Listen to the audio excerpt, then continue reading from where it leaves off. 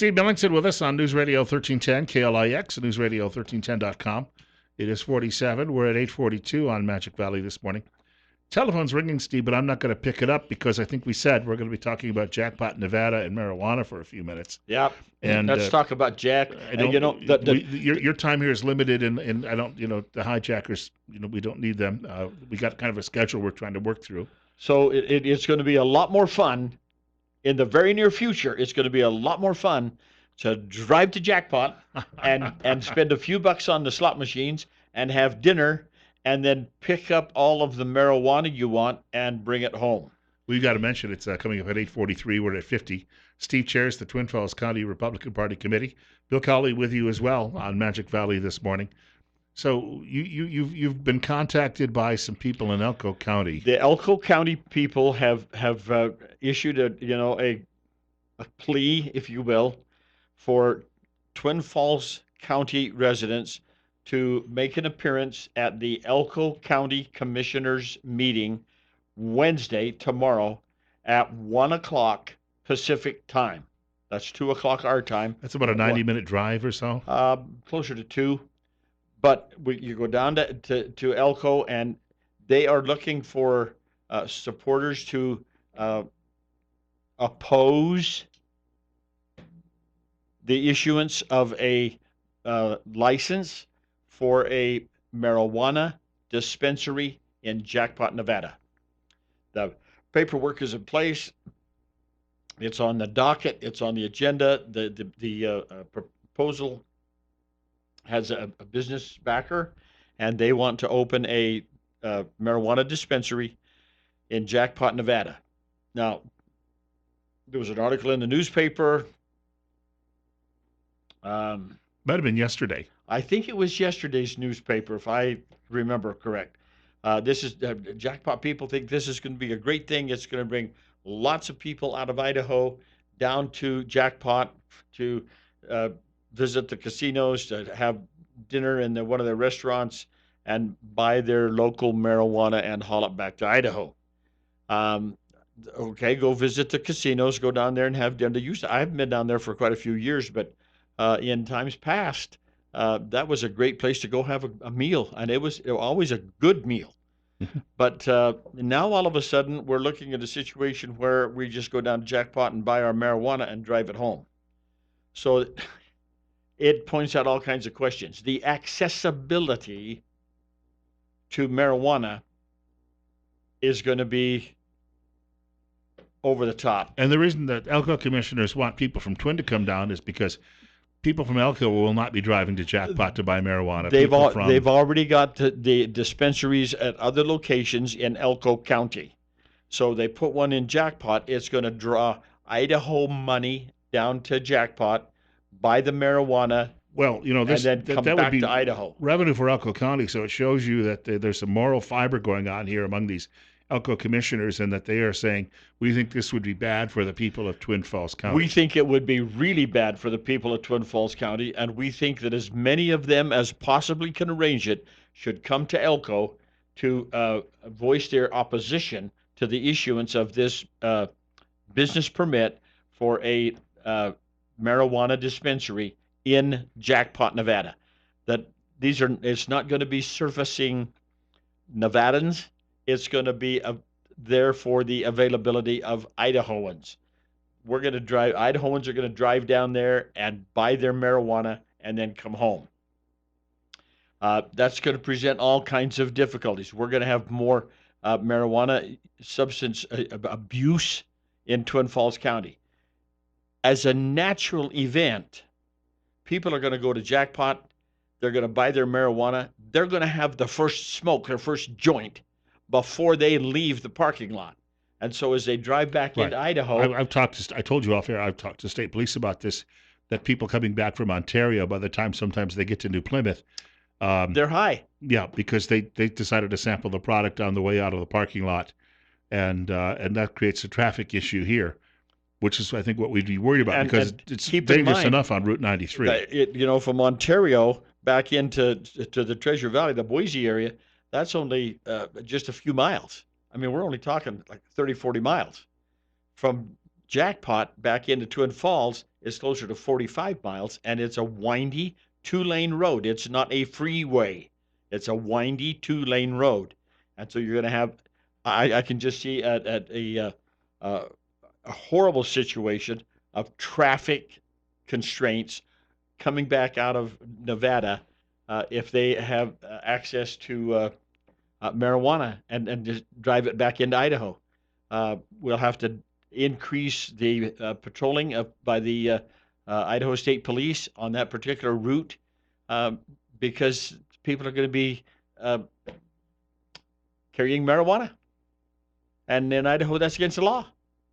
And they're going to pull you over and as a felony.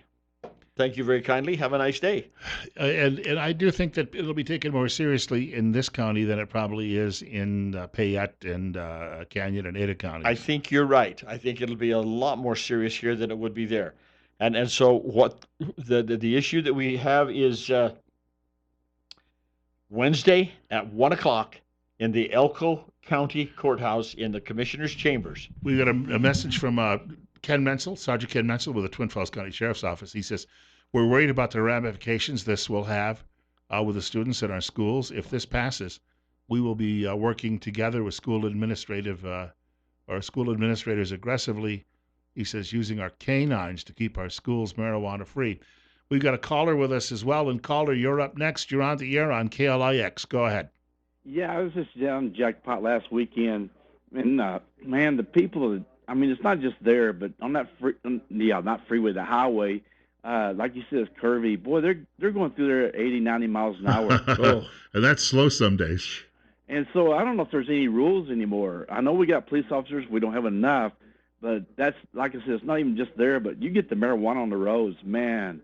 Yeah, just imagine what kind of a horrible traffic situation. Not to mention that we simply couldn't employ enough ISP officers to search every car that comes out of there 24/7. It's just not going to happen. We're going to have a lot of marijuana show up in Twin Falls County, and as such, it's going to be used like as Sheriff Deputy Ken Messel just said. Holy cow! It's going to be so much more readily and easily available in our school systems in this area that we can't even begin to put a handle on what that's going to be like. Ken also says he'll bring you some milk at the fair. So okay, thank you, Ken. We have a caller. Caller, you're up next. You're on the air on KLIX at 8:50. Go ahead. As much as I hate to admit it, I have been to California a few times, and as everybody who's been to California knows, that you have to go through an agricultural check station right at the border. Yeah, it's going to cost a little bit of money. It's going to require some legislation. But the amount of funds from impounding vehicles, seizing cash assets, seizing all this stuff could probably pay for check stations at all the borders in Idaho, specifically the ones that are going to put pot dispensaries right at the borders. Is that something the legislation would look at, Steve, to do? That's a very interesting observation and something that I personally had not thought of. It's kind of like checking your watercraft for mussels. We just set up checkpoints, and every car has to go through the checkpoint and be checked and for marijuana. And so you just make it a search and seizure operation. They search your vehicle, pick up the marijuana, throw you in jail, impound your vehicle because it's used in the creation of a felony. And yeah, it could create some revenues, but more importantly than creating revenues would be the control and the cessation of a huge population. The increase of the use of marijuana in this county would just be overwhelming if that kind of a thing could happen. And we need to avoid it or fight it as hard as we can. If you can't go to Elko, Nevada, I'm positive that you could. They have websites, Elko County and commissioners, and send them emails opposing the establishment of a dispensary in Jackpot. No, and I want to mention, there's a good possibility when we get all the details on the investigation into the weekend homicide in Twin Falls, that it may be related to some of these types of issues. This only means more of that in Twin Falls County. Sergeant Menzel mentions Highway 93 is already commonly referred to as Death Alley, and he says in 80 to 90 miles per hour, we get speeds down there at 100 plus. I got to see if I can get Ken in tomorrow morning at about 8:30 to talk about some of these things, because this is going to be a huge issue if this does happen. I want to thank the caller too. Yeah, it's something that kind of creeps underneath the carpet, so to speak. It's not visible, but it is coming. And regardless what you read in the Times News, this is not going to have a good impact on Twin Falls County.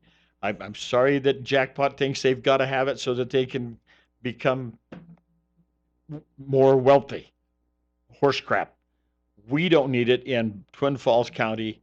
Send the commissioners in Elko County an email telling them, please vote no. We have another caller with us. And again, caller, you're up next. You're on the air on KLIX with Steve Millington. Go ahead. Hey, good morning. Hey, I'm sitting here on top of a lift thinking about, I just about fell off when somebody said, let's search every car going to Jackpot. I drive down there a couple times a month for work, and I've been through the construction zones down there, and if you, when they've had construction, and if you started searching every car that goes through, you're going to add an hour to the drive. It's going to be a 4-hour drive each direction. There's no way that would work. Yeah, well, an occasional roadblock, they're done already to check, various safety issues. And the courts have said roadblocks are legal. And if you have a dog that can pick up the aroma of this, oh boy, we're not saying do it every day, but often enough to put a little bit of a deterrent in people's mind. Hey, one last quick thing, since we're not going to get to some of the national stuff, but I saw something this morning and I didn't get a chance to send it to you. Oregon Public Broadcasting says that the wheat harvest going down the Columbia River and tributaries has been slowed down because a guy wire is snapped on the Snake River's lower monumental dam, and it's going to take Army Corps of Engineers a couple of weeks to actually repair that. And do you know how much wheat, the nation's wheat, goes out of that, out of Portland? I think if I remember right, it's about 35 or 38%. 50. Oh boy. Now 50. 50% of export to the Pacific Rim goes out through the Columbia River through Portland. Holy Moses. And I heard this morning on the Farm Report that we're having an abundance, a huge crop forecast, and they're seeing evidences of a huge harvest in other parts of the country, and it's got to go down the Portland to Columbia River. This type of thing comes up every once in a while, but the timing of it. The timing. With everything else we've been through the last 6 months. Yeah, let's break down some wires so that we can't use the river anymore. There's going to be a lot of shipping that's backed up right now. And we do not pay proper respect to the amount of economic activity that flows up and down that Columbia Snake River. Lewiston, Idaho is the furthest inland port in the United States. You could bring those barges right up to Lewiston, load them up, just float them down the river. And if you've never been there, I've been driving along the edge of the Columbia River, and you just watch these flotillas of barges going down through there. And when they get to one of the dams where they have to put them in locks to up and down, they got 2 or 3 little tenders out there, and they take them apart and push them into the. It's kind of interesting to watch. It's not something that a quote landlubber sees every day, so it's interesting to watch. And the wheat harvest is peak right now. And it's really peaking. And there's one of the things that we do is we move that wheat down the river and ship it to the Asian Rim, and they actually store the wheat over there. We don't have to store it here.